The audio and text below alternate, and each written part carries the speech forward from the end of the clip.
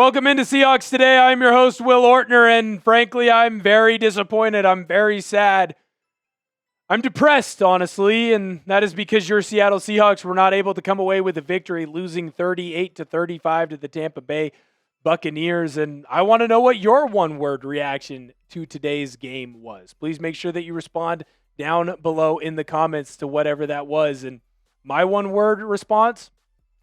Depression, man. Not in the literal sense, but in the sense of you should have won this game. There was no reason why the Seahawks should have lost this game. If you make a field goal at the beginning of the game instead of miss it, you win this football game. If Sam Darnold doesn't throw the ball to the other team, you win this football game. I mean, look at this stat line that your quarterback had.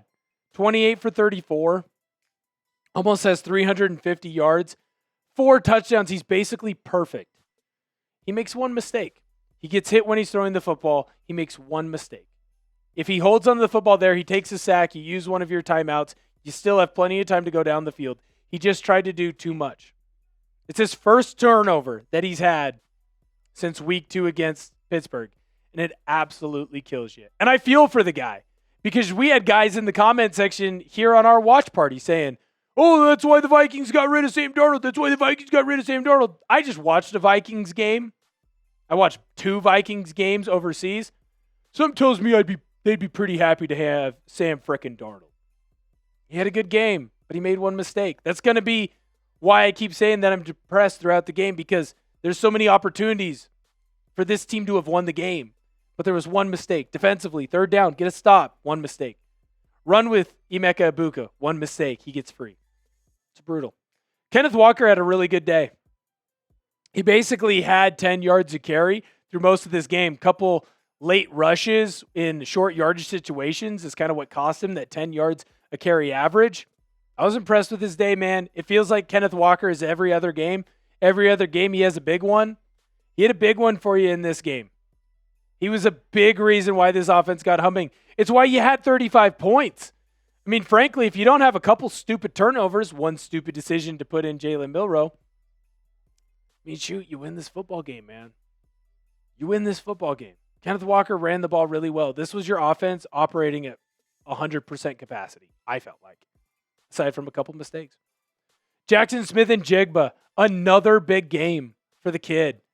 Right now, he's basically playing as the second best wide receiver in the NFL behind Buccaneers. He lived up to that again. 132 in this one. Frankly, he could have had a few more. He was awesome. There were just opportunities for other guys to catch more balls because they were just a little bit more open. I loved what you were doing offensively. A.J. Barner got involved in the mix. They looked great. It just felt like for the first time, like your offense was clicking on all cylinders. Most of the beginning of this year, it was your defense that was bailing you out. A.J. Barner had 2 touchdowns. He's got more touchdowns now than any tight end in his draft class, and his draft class includes Brock Bowers. Easy for me to say. This is the one game, though, where your defense needed to pick me up. You've played with fire, frankly, this entire year and gotten away with it with all your secondary injuries. Baker Mayfield made you pay. 4 incomplete passes. 4. This is a guy who had less than 60% completion on the year. 4. He almost threw for 400 on you. Frankly, he would have thrown for 400 on you if you go to OT. He didn't make a turnover. Didn't make the mistake. Didn't give Reek Woolen an opportunity to go get an interception. Didn't give Josh Jobe an opportunity. Didn't give this defense an opportunity to go make a play. This is the first time you didn't get a turnover. It killed you, man. It absolutely freaking killed you. It's so frustrating. It's so frustrating. Because as well as one side of the ball played, the other side that had been so elite, that had been so dominant, that had come up in so many big moments, they didn't come up big for you here on this one. I know I'm sad right now, but it makes me happy when people subscribe to the channel. It makes me happy when people come in and hang out with their fellow 12s. Hang out, have a good time, enjoy Seahawks football. We have videos coming out every single day. We're going to tell the truth, the good, the bad, and the ugly. Subscribe to Seahawks Today. Hit that sub button. Join us. I'm going to go into my 4 takeaways from this game instead of just going through the basic stats of everything. But before I do that, I want to make sure that I give a shout out to our proud sponsor of today's episode, and that, of course, is Prize Picks. You and I make decisions every day, but on Prize Picks, being right can get you paid. Don't miss any of the excitement this season on Prize Picks, where it's good to be right. Prize Picks is simple to play. Just pick more or less on any 2 to 6 player stat projections. And if your picks are right, you could cash in. Prize Picks invented the flex play, which means you can still cash out if your lineup isn't perfect. You can double your money even if one of your picks doesn't hit. Prize Picks is the best way to win cash this football season.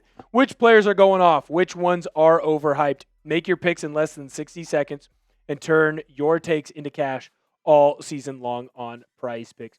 I had a nice little 3-pick power play for this Sunday action. Derrick Henry, more rushing yards than what he was listed. Cooper Kupp, more touchdowns than a half. Sam Darnold, more passing yards than what was listed. Download the app today and use code CLNS to get $50 in lineups after you play your first $5 lineup. That's code CLNS to get $50 in lineups after you play your first $5 lineup. Prize Picks. It's good to be right. All right, my main takeaway is that injuries caught up to you. Look, we got Riq Woolen as the poster child here on this one, because in the game, Riq Woolen went down with a concussion, ended up having to leave, wasn't able to come back into this one. And as unfortunate as it is, I don't think that he's the sole injury reason why you lost this one. You didn't have Julian Love. Now, that's not saying Tayo could have played bad. I thought he played pretty darn well, but yet other players that were in the game that, frankly, just weren't living up to it. No Devin Witherspoon in this one. So you're already going with a backup corner. Then Devin Witherspoon, then Riq Woolen gets hurt. Now you're going with Nehemiah Pritchett. I didn't think he played all that well. Josh Jobe, I didn't think he played all that well. There was clear miscommunication flying around. I mean, frankly, you just really missed those two in particular, Julian Love and Devin Witherspoon. DeMarcus Lawrence, you missed him as well. I don't know if it was quite as glaring as Witherspoon and Love, because Emeka Egbuka just toasted you all game long.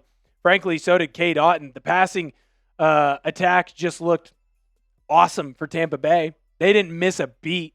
Made you look stupid. I mean, Baker almost had 400 yards in this one. Emeka had a great homecoming. That's because you didn't get any pass rush. It's clear that you were missing DeMarcus Lawrence. Julian Love and Devin Witherspoon weren't out there. You were with your backups. That secondary looked lost. Looked lost, man. The injuries finally caught up. You need to get healthy in that secondary unit. You got 2 bad losses on the year. Now they're two teams that are going to be playoff teams, I think. But shoot, man, you could very easily be undefeated. And they were both at home. Both at home. In my keys to victory, what was my number one key to victory? Those of you real ones know. It was Baker Mayfield can't beat you. Baker Mayfield beat you. He came into this game with less than 60% completion percentage on his balls. Dude, I don't know what 29 for 33 is. So probably right around that 90% mark. The dude was awesome. They were easy throws too. Wide open targets. Cade Otton running free. Guys running free in the secondary. No one there to stop him. Basically threw for 400 yards. Emeka Egbuka was wide open in the entire second half. Every time they needed a third down, Chris Godwin was right there wide open. It was easy for him, man. It was easy. You couldn't stop him. It was embarrassing, frankly. It was embarrassing. Could not stop that offense. Baker Mayfield beat you. The one guy you couldn't let beat you. Baker Mayfield beat you. My third takeaway with Sam Darnold was awesome. I'm going to be honest with you. I made this list in the middle of the game, and I said Sam Darnold is awesome.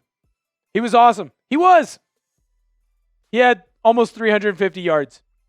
He was well over his 70% completion. He had 4 touchdowns. And then he made one mistake.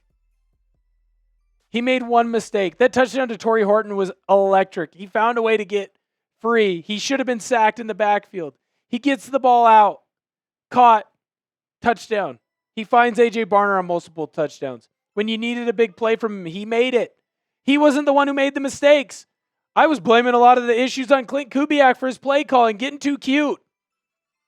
And then instead of just taking a sack, instead of just moving on, Sam Darnold tries to do too much. Throws an interception. And it costs you the game.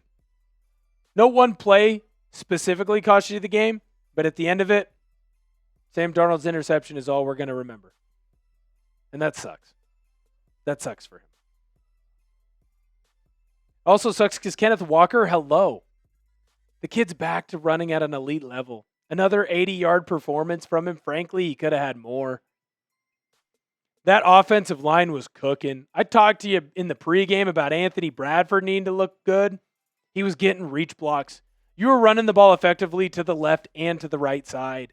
I mean, shoot, even when you brought in Zach Charbonnet. Now, his yards per carry is going to be much less, but he was moving at a good level. You ran the ball well. Well. You almost had 20 carries between your main two backs.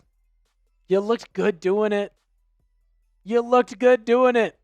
Big plays, explosives. Kenneth Walker flying around. Pew, pew, pew, pew, pew. Touchdown for Zach Charbonnet. It's good to see the rushing attack is getting on pace. I think you finally saw this offense at the full capacity that it can be. Darnold looking great, running the football well, running the football effectively. But you got to win, man. You got to win. You got to come away with a victory. Thank you all so much for tuning into today's episode. Make sure you subscribe to the channel. You love the Seahawks. You love what we do here. You don't want to miss out. Make sure that you subscribe to the channel for Seahawks content every single day. Until next time, I'll see you later.